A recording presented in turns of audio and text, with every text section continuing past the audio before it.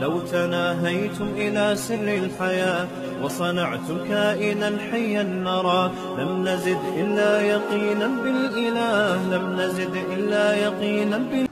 مفتی صاحب سوال یہ ہے کہ مجھے نیند میں اکثر بیشتر خواب میں سانپ دکھائی دیتا ہے, اس پر رہنمائی فرمائیں. دیکھو یہ اس کو لوگ مذاق سمجھتے ہیں. جس کو بھی نیند میں سانپ بچھو چھپکلی ڈرانے خواب آ رہے ہیں, میں یقین سے کہتا ہوں رات کو کھانا جلدی کھائے, تھوڑا کھائے, کھانے کے بعد زیادہ پیٹ بھر کے پانی نہ پیے. رات کو جب سوئے تو پیٹ بالکل ہلکا ہونا چاہیے اس کا, اور چت نہ لیٹے, ایسے چت کروٹ کے بل سوئے, پھر کوئی سانپ بچھو خواب میں نہیں آئے گا. سمجھتے ہو, نہ کوئی ڈرانا خواب آئے گا, بالکل آرام سے. اب چت لیٹنے سے بچنے کا طریقہ یہ ہے کہ آپ بعض دفعہ کروٹ کے بل لیٹتے ہیں, سوتے سوتے میں آپ سیدھے ہو جاتے ہیں, آپ کو پتہ نہیں چلتا. تو اس کا طریقہ یہ ہے کہ آپ کوئی پوٹلا باندھ لیں کمر پہ. پوٹلا ہوتا ہے نا بھائی, کوئی کپڑے کا گولا بنا کے پیچھے باندھ لیں تاکہ رات کو کمر سیدھی نہ ہو سکے آپ کی. تو حقیقت ہے جب بھی ڈرانا خواب آتا ہے نا, آپ دیکھ لینا آپ چت لیٹے ہوئے ہوگے ایسے سیدھے. کروٹ کے بل لیٹنے میں خواب نہیں آتے, اور پیٹ جب ہلکا ہوتا ہے رات کو تو خواب ڈرانے نہیں آتے. آپ خام خام ان خوابوں کی تعبیروں کے چکر میں پڑو گے, لوگ الو بنا کے آپ کو کچھ کا کچھ بنا دیں گے. آپ پہ سفلیات ہے, آپ پہ جادو ہے, آپ پہ ٹونا ہے, آپ پہ یہ ہے, آپ پہ وہ ہے, الو بنا کے آپ کا تباہ کے. اور اس میں سب برابر ہیں, کیا دیوبندی, کیا بریلوی, کیا اہل حدیث, جو بھی روحانی ٹوپی ڈرامہ ہے وہ سب یہی کام کر رہا ہے. تو اس میں دیوبندی, تبلیغی, جہادی, بریلوی یہ سب چیزوں کی نہیں بحث کیا کرو, سب ایک ہی, اس معاملے میں آگے سب ایک ہی جیسے ہوتے ہیں. پھر لوگ کہتے ہیں آپ کے شیخ, میرے شیخ تو یہ کام اللہ کا شکر ہے نہیں کرتے, لیکن اگر بالفرض آپ کے شیخ ہیں تو بھائی ہمارے شیخ بھی, ہم اس چیز میں نہیں مانتے. شیخ اول تو اللہ کا شکر ہے ہم ایسے کوئی شیخ بناتے ہی نہیں نا جن میں یہ, تو ہمارے شیخ اس طرح کے نہیں ہیں. لیکن ایک مثال دے رہا ہوں, کوئی یہ کہے نا مفتی طارق مسعود کے بزرگ تھے وہ یہ کر رہے تھے, بھائی بزرگوں سے علم سیکھا جاتا ہے, اس کے علاوہ یہ ٹوپی ڈرامے یہ ٹوپی ڈرامے ہی ہیں. بعض دفعہ یہ ہوتا ہے کہ وہ بزرگ بیچارہ خود یہ سمجھ بیٹھتا ہے کہ مجھے کچھ آتا ہے, یہ فالٹ ہوتا ہے. وہ پھر وہ 2 نمبر بزرگ نہیں ہوتے 1 نمبر ہیں, لیکن وہ اس خوش فہمی میں مبتلا ہوتے ہیں کہ شاید ہمیں آتا ہے یہ. وہ کچھ ایسے واقعات ہو جاتے ہیں ان کے ساتھ, تو وہ بھی غلط فہمی ہے. یہ خوب سمجھ لو, غلط فہمی میں بزرگ بھی آ سکتے ہیں.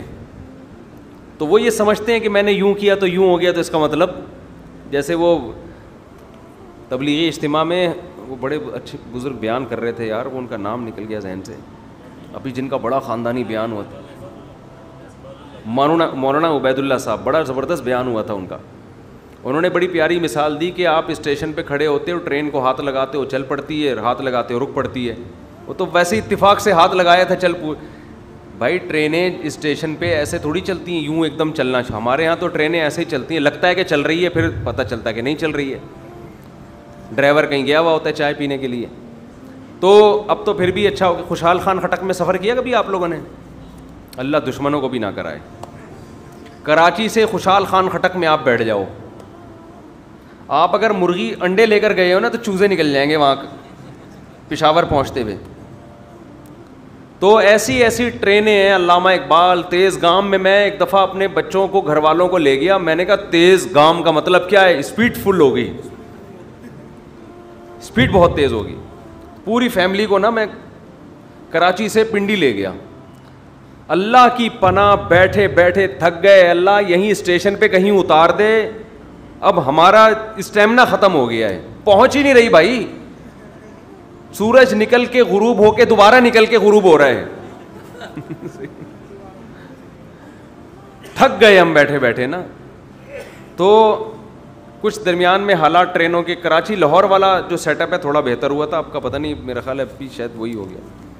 میں بچوں کو جہاز میں گھمانے کے, میں نے کہا چلو بچوں کو, پہلی دفعہ بچے جہاز میں, چھوٹے بچے نا وہ جہاز میں بیٹھے نہیں تھے, تو ہم نے کہا چلو ان کو میں لے کے جاتا ہوں, تھوڑا جہاز دکھاتا ہوں. کہیں چھٹیاں تھیں بچوں کی, تو ظاہر ہے بچوں کو جہاز میں دن میں لے کے جاتا ہے نا آدمی, کہ جب پہلی دفعہ چھوٹے بچے جہاز دیکھیں گے خوش ہوتے ہیں, یار جہاز میں ہم ونڈو کے قریب بیٹھیں گے, کھڑکی سے سب نظر آئے گا. میں نے بار بار کہا دن کی ٹکٹ کراؤ بھائی, بچوں کو دن میں دیکھنا ہے تھوڑا سا. کوئی جانا تھا ہمیں لاہور کسی کوئی ریلیٹیو کے یہاں, تو میں نے خرچہ کیا بچوں پہ اچھا خاصا, جہاز کے ٹکٹ میں ٹرین میں بڑا فرق ہے. ہم نے کہا چلو یار بچے تھوڑا خوش ہو جائیں گے نا جہاز میں بیٹھیں گے, تو کوئی بات نہیں یار, بچوں پہ ہی خرچ کرتا ہے انسان, اور شادیوں پہ کرے یا بچوں پہ کرے, اور تو ہمارے پاس کوئی آپشن ہے نہیں خرچ کرنے کا. تو ہم نے کہا چلو یار تھوڑا سا خوش ہوں گے, اسکول کی بچوں کی بھی چھٹیاں تھیں, اور پنجاب میں کوئی رشتہ دار تھے, کہیں جانا تھا, مجھے ابھی یاد نہیں کہ کیوں جانا تھا.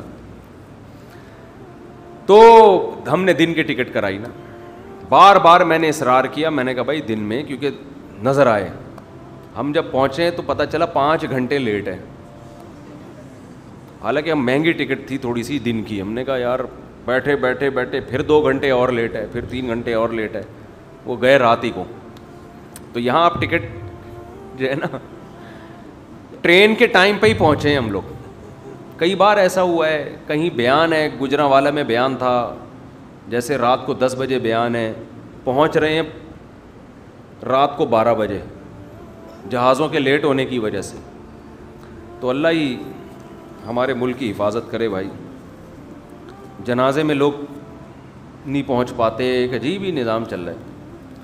اچھا بھائی, خواب آتے ہیں نا آپ کو, تو آپ کروٹ کے بل سویا کریں اور رات کو ہلکا کھائیں, پیٹ میں گیس نہ ہو.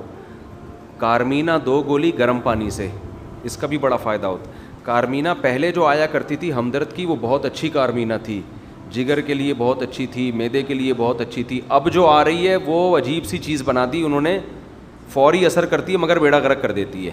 پورا نسخہ ہی تبدیل کر دیا ہے, کیونکہ اب ہر چیز بن رہی ہے, بزنس بن رہی ہے.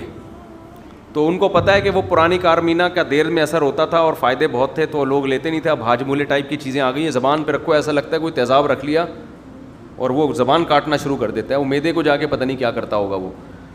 تو اب اس طرح کی چیزیں آ رہی ہیں. تو کارمینا سے کسی حکیم سے لیں جو پرانی کارمینا ہو, پرانے زمانے والی کارمینا, اس کو بولے پرانا جو نسخہ تھا اس کی کارمینا بنا کے دے دو. تو وہ 2 گولی آپ کھانے کے بعد گرم پانی سے پئیں گے, انشاءاللہ جن چڑیل بھوت آپ کے بھاگ جائیں گے. اس سے ہاضمہ بہت اچھا ہو جاتا ہے, رات کو آرام سے سو جاؤ گے, تمیز سے چڑیل نہیں آئے گی. اور اگر آپ نے علاج کرانے لگے نا تو وہ لگا دیں گے آپ کو, بھائی ویڈیو نہ بنائے نا.